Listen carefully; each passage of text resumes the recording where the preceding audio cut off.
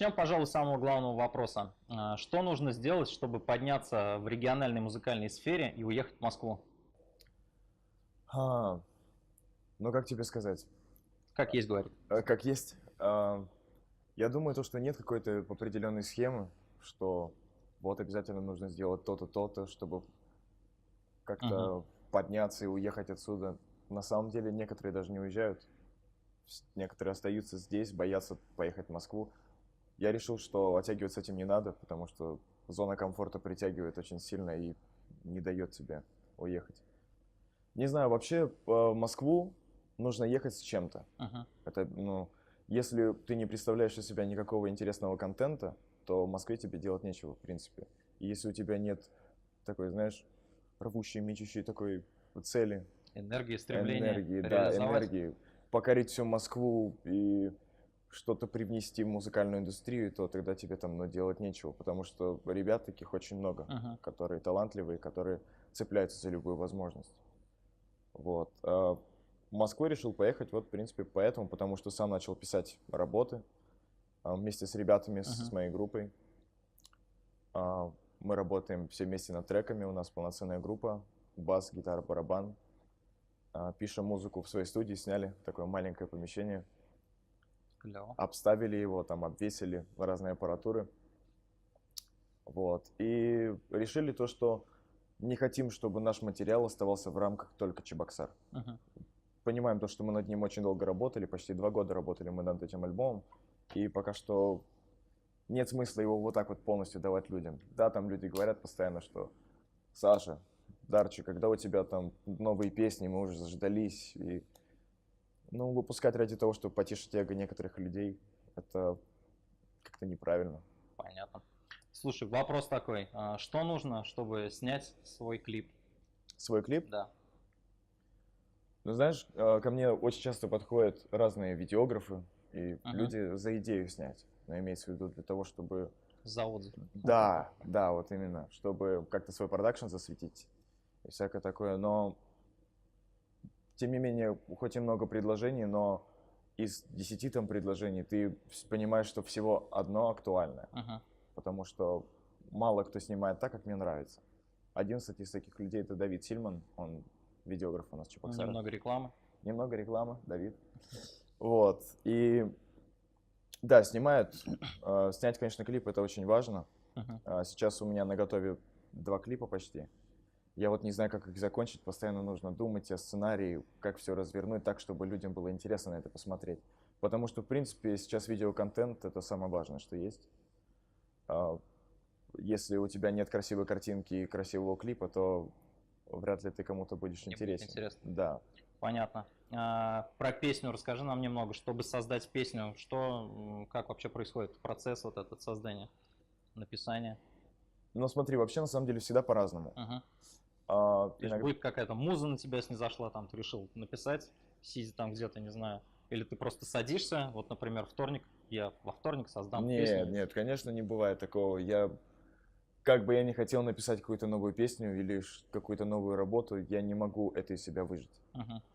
Должно произойти что-то интересное в жизни, или, я не знаю, что-то эмоциональное очень, или, ну, что тебя прям заставит, что прям у тебя полное желание появится написать песню, и ты сам не заметишь, как ты будешь строчить строки стихов, Создавать наигрывать, новый да, шедевр. создавать, ну, как шедевр, можно сказать. Из 10 работ всегда, как я еще рассказал, актуальна одна. Мгм. Вот, поэтому очень много материала, ну, как бы мы не выбрасываем, но никому не показываем. Как человек, который дает много концертов в год, скажи, как найти хорошего продюсера? Хорошего продюсера. Тяжело тебе сказать, потому что я до сих пор не нашел своего хорошего продюсера, хотя тоже были предложения разные, но все они, знаешь, с подводными камнями. Как бы есть предложение там от одного московского, но в итоге оказывается то, что у него контракт на 5 лет, как бы ты там, грубо говоря, в рабстве каком-то Мгм. находишься. Поэтому, если есть какие-то молодые музыканты, ну, это даже не совет, а если вы чего-то стоите или вы понимаете в глубине души, что ваш контент кому-то нужен, за вас по-любому возьмется какой-нибудь продюсер или будет предлагать свои услуги. Да и сейчас такое время, сейчас не обязательно иметь какого-то продюсера, чтобы продвинуться. Сейчас Мгм. интернет-эра. человек абсолютно любой может стать популярным, делая что-то интересное, тем самым охватив аудиторию, которая вот его понимает. И поэтому я не считаю, что продюсер это вот прям обалдеть как важно. Дарчи, ты как человек, который прошел в шоу-бизнесе все от начала, расскажи, может быть, есть какие-то советы начинающим исполнителям? Вот как раз то, что ты в предыдущем говорил.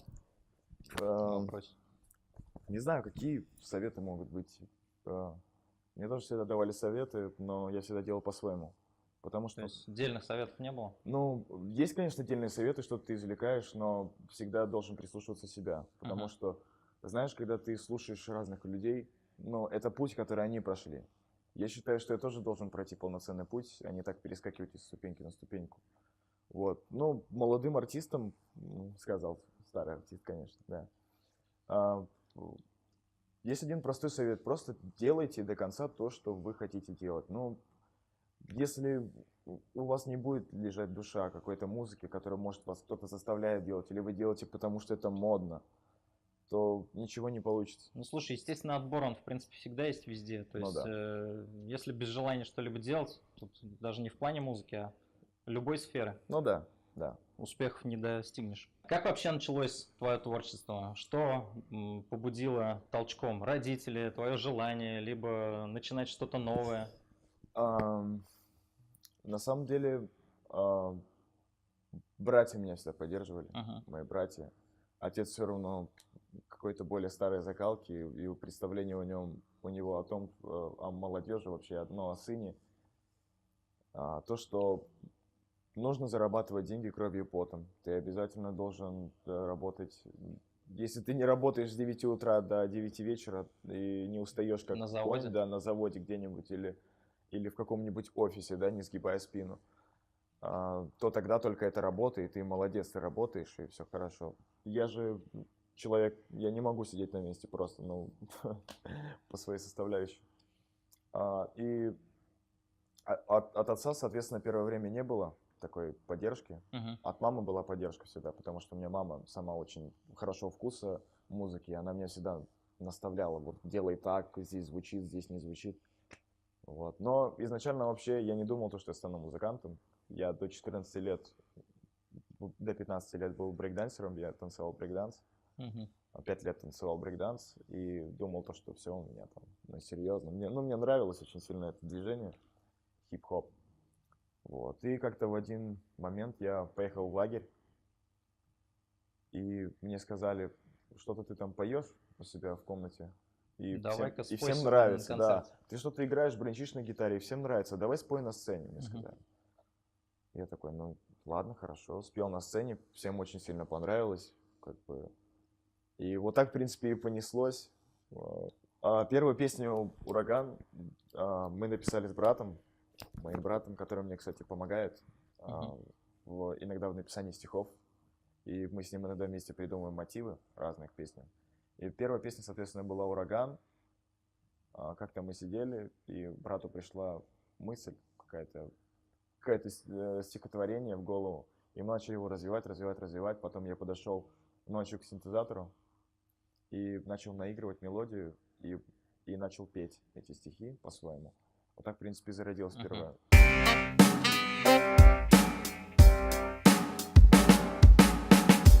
Как родители отнеслись к твоему выбору? Про маму ты уже рассказал, отец сейчас как? Он уже понимает? Отец, я говорю, отец не мог смириться некоторое время, но тем не менее всегда от него была поддержка, потому что он понимал то, что меня уже не изменить. Это мое, это мой путь, то, что я не должен идти по пути старших братьев каких-то, которых он тоже там, может, в какой-то степени заставил поступить или что-то такое. Вот. Но я, в принципе, его полностью понимаю. Это чисто отцовское чувство, что сын должен получить образование, какое-нибудь хорошее. И то, что чтобы он устроился в жизни, понимал, что сын находится в безопасности, стабильности, и у него все хорошо. Но, тем не менее, первое время, когда я начал зарабатывать на музыке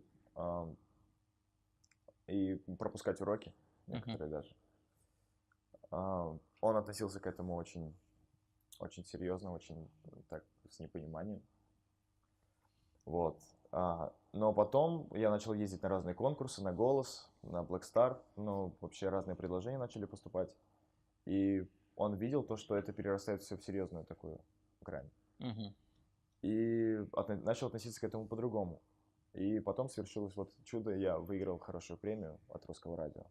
Вот. И в тот момент он меня, ну, окончательно поверил и понял то, что нет смысла человека сдвигать с пути, ну, по которому он идет, и навязывать какое-то свое мнение.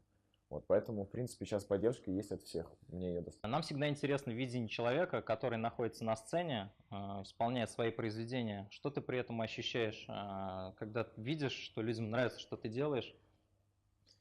Ну, слушай, вообще эмоциональная отдача от аудитории — это, пожалуй, все, ради чего работают вообще артисты и Мгм. ради чего они творят. Потому что часто сталкиваюсь с тем, что приходишь на выступление, и, ну, я в основном зарубежные песни пел, но Мгм. начинал с них. И когда просто сидит большое количество человек, ко мне подходит и говорят: спой свою песню, пожалуйста, мы хотим под нее потанцевать, медленный танец. И просто выходит, я не знаю, человек, ну, пар 6-7, и начинают все, ну, они все знают слова, подпевают, еще танцуют и улыбаются, и ты понимаешь, что твое творчество, оно нужно кому-то. То, Мгм. что ты делаешь это все не зря, и заряжаешься просто дико. У- ты настолько переполняешься энергией, что ты можешь выступать хоть 8 часов, хоть 10, без разницы. Ты полностью в людях, а люди в тебе. Мгм. И это, ну, в принципе, это Ну, слушай, прекрасно. здорово, когда так прет, когда ты Вообще, чувствуешь да. энергетику. Особенно, когда едешь где-нибудь, я не знаю, по заливу, или заходишь в какой-нибудь клуб, и ребята просто сами ставят мои песни, и я такой прохожу, думаю, ничего себе. А тебя при этом Это, узнают там, когда ну, видят? ну, узнают, но а что меня узнавать-то? Господи, это Ну же, вот слушают и видят. ну это же Чебоксар, ну как бы кто следит за каким-то моим творчеством, Мгм. тот меня, конечно, узнает, кто-то меня на постерах видел, поэтому узнает. Кто-то меня без шапки не узнает, потому что я в постере с шапкой такой, вот. Но не скажу, что там все подходят, там, о, Дарчи, Дарчи. Как-то я человек простой, я не хожу такой, типа, вот у меня корона, и ни ко мне не подходите, пожалуйста, я иду по своим делам. Нет, я как бы, в принципе, со всеми общаюсь хорошо, если, ну, человек ко мне подходит с добрыми намерениями. Мгм. Вот, поэтому узнают, подхожу, общаюсь, не узнают, ну и ладно, как. Перетерпим. Перетерпим как-нибудь, да. Дарчи, расскажи свои самые запоминающиеся на концерте, какие ситуации были? Самые-самые. Ну, Что-то яркое прям такое, что запомнилось тебе? запомнилось мне, недавно у меня проходил концерт в Эскобаре. Мгм. Мы там с моими ребятами, с моей бандой презентовали свой альбом. Получается, каждый желающий мог прийти и послушать наш альбом, так сказать, ну, предпрослушивание. Мгм. Вот, пришло почти 200 человек. И я был очень сильно удивлен, потому что мы не занимались каким-то сильным пиаром, не вкладывали в это какие-то деньги, и просто чисто на социальных сетях и а, Сарафанное на радио. сарафанке, да, разошлось, там, вот, приходите туда-сюда, там, ударчивое выступление. И когда я спел свою, ну, новую песню «Фонарик», которая называется, просто люди подняли все фонарики. Вот это большое количество народу Мгм. подняли фонарик и начали светить все вместе, То есть подпевать. это не было каким-то постановочным кадром? Не Все было, да. Люди, импровизация да, гостей? да, люди, они такие просто подняли и все, начали петь песню «Фонарик», и качаться, и кружиться, и знать. Все слова знали абсолютно наизусть. И вот тогда я понял то, что ничего не может быть прекраснее, да.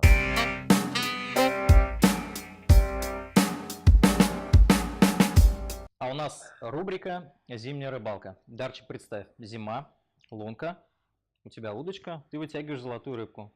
3 твоих желания. Три моих желания. Остров в океане, остров в океане. О, нет, не остров в океане. Однозначно не остров в океане. Я думаю, я, я даже не знаю, что просить. Я как-то не привык о Ну, чем-то наверное, о чем мечтать, может просить. мечтать артист? Но, конечно же, чтобы в скором времени, ну, как можно скорее, я смог охватить какую-то аудиторию, которая бы последовала за моим творчеством все Мгм. дальше и дальше. вот этого. Первое. Первое. Второе, это, пожалуй, здоровье родителям своим и своей семье, своим братьям. Второе. И Третье желание. Третье желание. Да просто, чтобы все были счастливы, чтобы люди были добрее, и, я не знаю, они совершали глупостей каких-то, не были злыми. Мир во всем мире. Мир во всем мире, да, почему нет? И чтобы не было этих разделений на нации, религии и всякое такое, чтобы все жили в гармонии и слушали хорошую музыку. Смотри, у каждого человека есть мечты. То есть, ну, такой некий список желаний. Вот у тебя уже какие-то мечты осуществились, которые ты там хотел?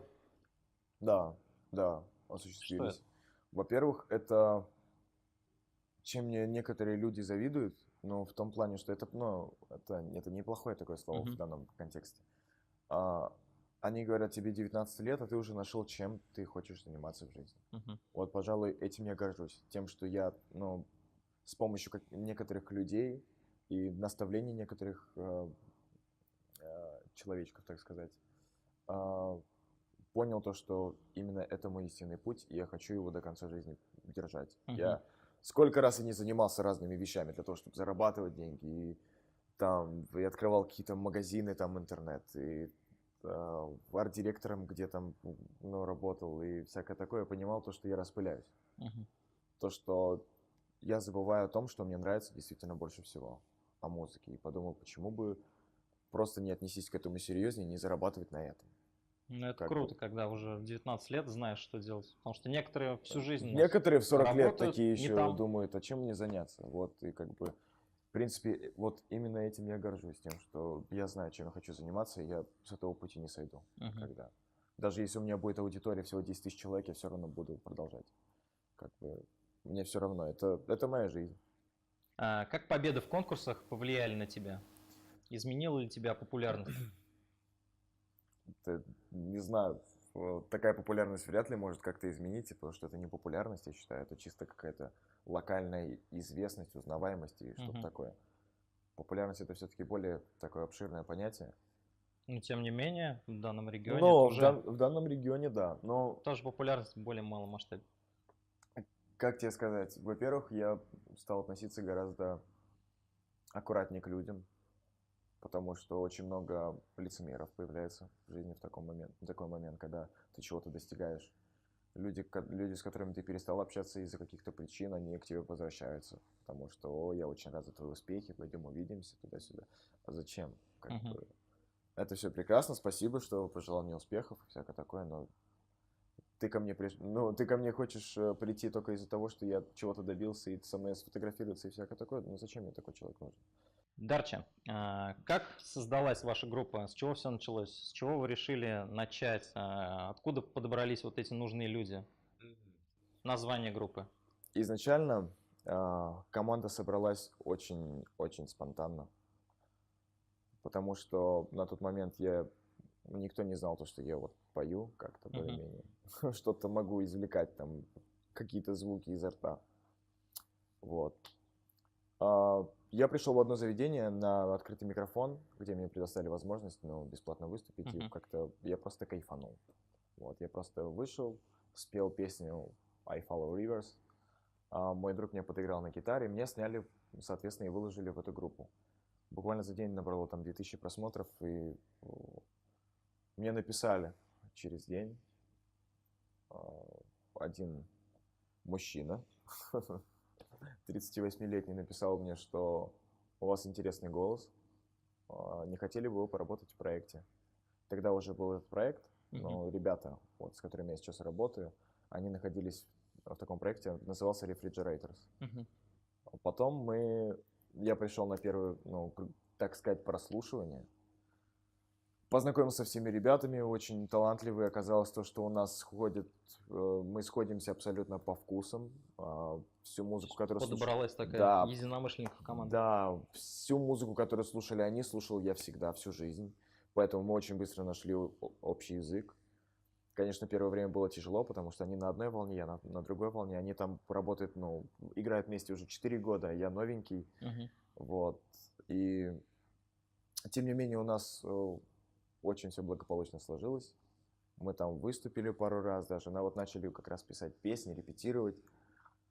И со временем решили то, что нужно создать проект, который будет называться Алекс Дарчи. И тем не менее, вот сейчас вот этот проект стартует, и мы будем выпускать песни одну за другой. И я хочу, чтобы все знали то, что не один я работаю над этим всем. Работает хорошая команда профессионалов, молодых профессионалов, чтобы вы знали, им по 17-18 лет ребятам. Как бы... Кто эти ребята? Можешь перечислить? Я могу, да, перечислить. Егор Камагин. Это человек, который вдохновляет и прописывает гитарные партии разные, придумывает тоже какие-то разные звуки. Никита Семенов. Это человек, который, в принципе, делает всю нашу музыку, к которому мы приходим, даем ему какой-то материал, говорим, вот здесь такие-то аккорды, здесь вот так, здесь хотим, чтобы такой звучок был, здесь, чтобы ломаный бит был, здесь, чтобы, ну, вот так что-то разбавить, трубы, какие-то перкуссии. И он все это тяп-ляп. И получается, да, и продукт. получается вкусненько очень. Вот. В принципе, вот так мы работаем втроем, еще есть четвертый человек, это Вова Станин, но он с нами, он сессионный барабанщик. Он помогает нам, когда нужно где-то выступать, чтобы была полноценная группа. Вот, в принципе, вот так мы сейчас работаем. В принципе, готов уже альбом. Вот, но мы ждем вот прекрасного такого хорошенького момента, чтобы все это выпустить и чтобы это выстрелило. Вот Хорошо так. подать нужный момент. Ну да, чтобы это не было так. Начали типа за здравие, закончили за упокой. А что будет этот момент? Чего ждете? Ну, ко мне сейчас поступило предложение очень хорошее в Москве. Вот, по поводу продвижения. Там некоторые люди хотят заняться. Вот, я, конечно, не хочу пока что загадывать, потому что это все еще не точно не подписано там, но у ребят очень сильно они с энтузиазмом подходят к этому вопросу, и их очень заинтересовал этот проект.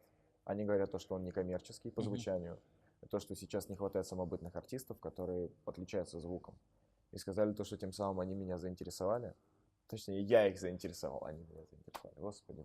Вы друг друга заинтересовали? Да, мы друг друга заинтересовали, и они сказали, почему нет, мы бы были рады с тобой поработать на долгий срок, предоставили бы тебе студию, раскрутили бы тебя и всякое такое. Вот сейчас я очень, так сказать, тщательно подхожу к этому вопросу, пытаюсь какие-то водные камни обойти или как-то их разглядеть хотя бы. И вот думаю, почему нет?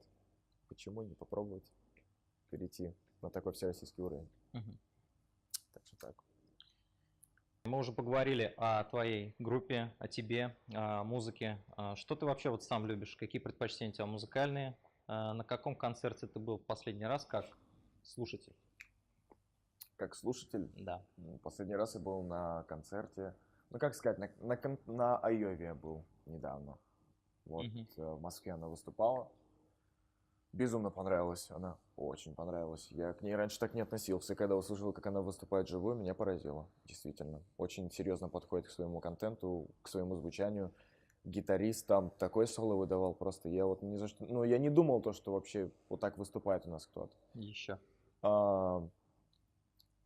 Именно из русских артистов спрашиваешь ты? Нет вообще.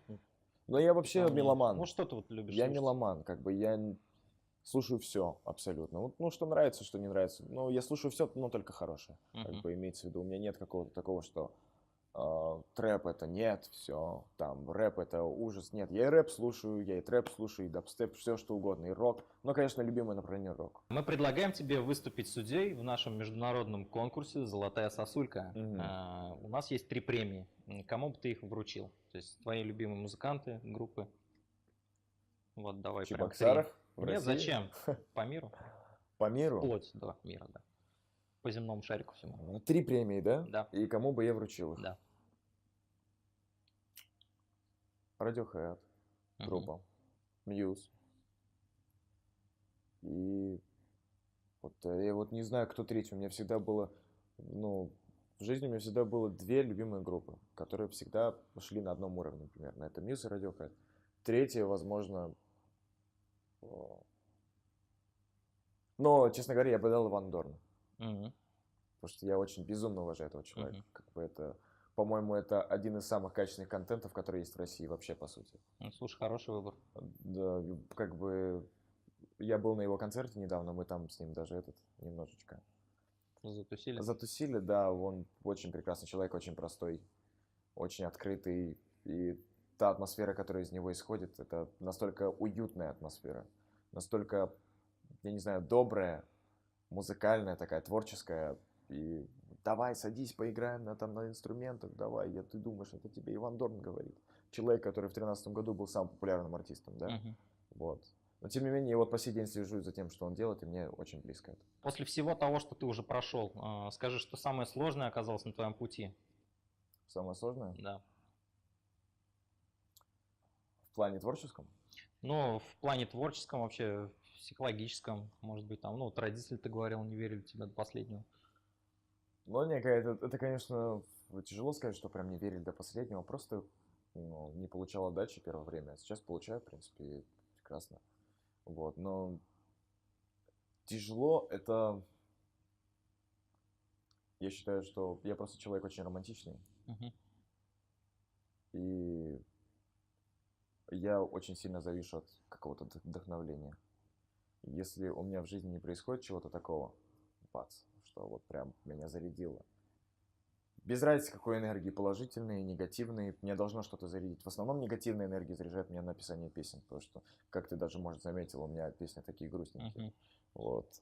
А, Мне нужно постоянно, я не знаю, влюбляться, а, постоянно читать книги какие-то, смотреть фильмы, тоже слушать музыку. Переживать яркие эмоции Переживать, постоянно. да, ну, да, находить какие-то вот источники этого самого вдохновения. Вот самое трудное сейчас для меня это вот найти какое-то вдохновение, потому что я пока не знаю, откуда его брать, Жизнь честно говоря. потихоньку пресыщается вдохновением. Ну да, да, именно.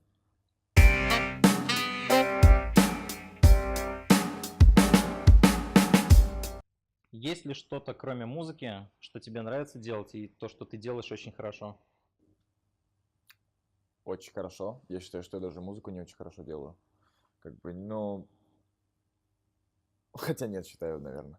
Ну, смотри, если люди А, считают, что это хорошо, значит, это хорошо. Ну, наверное, я хорошо танцую, я думаю. Вот это, пожалуй, второе после музыки, чем я вот, ну, где я выплескиваю свои эмоции, это в танце. Потому Мгм. что все-таки я благодарен танцам за мою любовь к музыке. Потому что танцы напрямую от музыки, в принципе, зависят.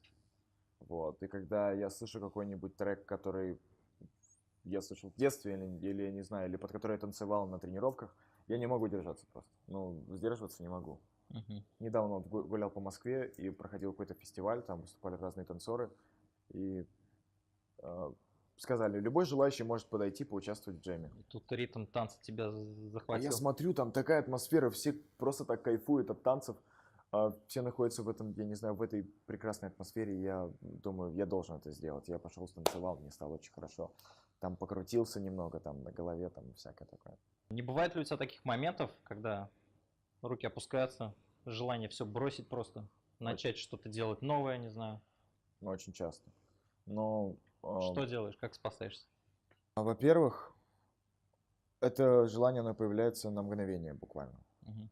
Это если, допустим, ну, в принципе, у меня не было еще поводов таких, что я должен опустить руки, но не было их. У меня, в принципе, все дает какие-то плоды. Хоть и маленький, но дает. Мы выпускаем песню, она сразу же там расходится куда-то, хотя мы даже об этом ничего не знаем. Заходим, вводим поисковики Алекс Дарчи там, и выходит очень большое количество постов с этой песней. Ты понимаешь, что я же ее даже не раскручивал.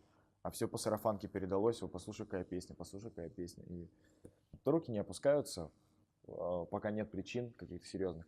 Да, было, вот, я же говорил как раз про премию хорошую, и то, что я участвовал во многих кастингах разных, и когда ты постоянно слышишь «нет», или там «сегодня вы не пошли из-за того-то, завтра там то-то, сё-то», послезавтра я уже там еду в Москву на голос, и там тоже не получается. И, соответственно, ты приезжаешь обратно и такой с опущенной головой думаешь, а может это не мое. Мне кажется, Но, тут главное передвигать ноги в нужном да, направлении. но потом я понял, что так должно быть. Ну, я вообще за судьбу. То, что, ну, так должно быть. Ну, это по-любому приведет к чему-то хорошему, к От чему-то судьбы более не крутому. уйдешь, Да, как конечно. известно. Да, от судьбы не Если уйдешь. тебе суждено петь, Да, возможно, если бы я выиграл какой-то кастинг, я бы не выиграл хорошую премию, потому что там, ну, понимаешь, все взаимосвязано очень. Поэтому я никогда не отчаиваюсь по каким-то таким мелочам. мгм. Пожалуй, сейчас пора провести блиц. Я буду задавать быстро вопросы, ты можешь на них, ну, не обязательно быстро отвечать. Существует ли дружба между мужчиной и женщиной? Нет, Что ты думаешь про фанеру? ужасно отношусь к фанере. Это неуважение, абсолютно неуважение к аудитории. Бывает такое, что люди приходят и целенаправленно на какой-то концерт услышать живой звук. Я понимаю, для чего делается фанера в основном. Это фанера у таких артистов, у которых аудитория не нацелена на то, чтобы прям услышать их, а Мгм. просто увидеть, потому что они медийные. И они, соответственно, этим пользуются. Но я не позволяю себе фанеру, ну никогда. Я лучше отменю выступление или спою, но немножко там с больным горлом, но тебе же за это деньги платят. Мгм. Что бы ты никогда не сделал в своей жизни? Что бы я никогда не сделал в Нет. своей жизни, не убил бы никогда. Мгм. Если бы у тебя был двойник, как бы ты его использовал? Я бы его попросил постоянно сидеть и наигрывать какие-то мотивы просто. И чтобы он это все записывал. Потому что у меня такое бывает, когда я сижу по 4 часа за Это твоя фортепиано. ленивая часть работы. Да, и как бы у меня иногда бывает такое то, что бац, сразу пошло, а иногда это нужно, ну, трудом добиться какого-то звука интересного. Вот, и я бы, пожалуй, одного бы своего А сам бы двойника. что делал при этом? А сам бы писал музыку в программе, записывал вокал, бы стихи писал. Так, чисто. Кто такой Александр Дарчиев? Опиши себя в одном прилагательном, существительном и глаголе. м, Давай начнем с существительного. Существительного. Да, Музыкант. музыкант. Прилагательное. А, Счастливый. Да, я скажу романтичный. Романтичный. Глагол. Глагол. Глагол любить, я думаю. Мгм. Глагол любить, да. Так, на каком бы музыкальном инструменте ты бы хотел научиться играть? На трубе. Я бы Мгм. хотел научиться на трубе или на саксофоне. Сколько девушек побывало в твоей гримерке? В моей гримерке а, много побывало. И все с разными целями. Ну и как не спросить про план на будущее? Какие у тебя На планы на ближайшее будущее? будущее? Ну да, на ближайшее. Лет 15. Хо-хо-хо. На ближайшие лет 80, да? Ам, Планы скромные. Захватить всероссийский рынок в музыкальной индустрии. Да нет, на самом деле, просто я хочу, чтобы работы мои услышали максимально большое количество. Я знаю то, что то направление, в котором я пишу, которое я слушаю, людей очень много, которые слушают такое же. Мгм. И этого в России не хватает. Поэтому я бы очень хотел получить признание от этих людей. То, что это сделано хорошо, качественно, и они бы это любили, а я бы от этого счастливым ходил. И понимал, что я кому-то нужен, и что это все не зря. Мгм. Спасибо, Дарча. Творческих успехов тебе и твоей банде. Спасибо. Пока.